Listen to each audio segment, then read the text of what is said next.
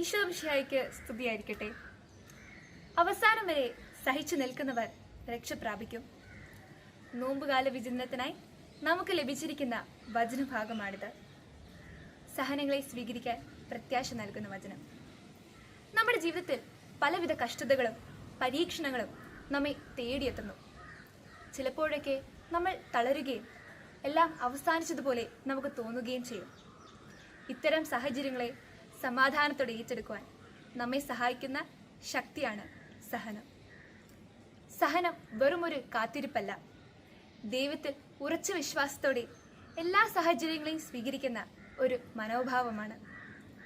വചനം നമ്മെ ഓർമ്മപ്പെടുത്തുന്നത് സഹനം ഒരു ദൗർബല്യമല്ല, മറിച്ച് ദൈവം നമുക്ക് നൽകുന്ന ഒരു ആത്മബലമാണ്. സഹനങ്ങൾ എങ്ങനെ സ്വീകരിക്കണം എന്നതിന് ഏറ്റവും വലിയ മാതൃകയാണ് യേശുക്രിസ്തു. ഈശോ തൻ്റെ ജീവിതത്തിൽ അനേകം കഷ്ടതകൾ സഹിച്ചു. ജനങ്ങൾ അവനെ കുറ്റപ്പെടുത്തി, പരിഹസിച്ചു, പീഡിപ്പിച്ചു. എന്നിരുന്നാലും അവൻ ഒരിക്കലും തളർന്നില്ല. നമ്മുടെ ജീവിതത്തിൽ ബുദ്ധിമുട്ടുകൾ നേരിടുമ്പോൾ നമ്മൾ ക്ഷമയോടെ സഹിക്കണം. കാരണം സഹനം നമ്മെ ശക്തരാക്കുന്നു.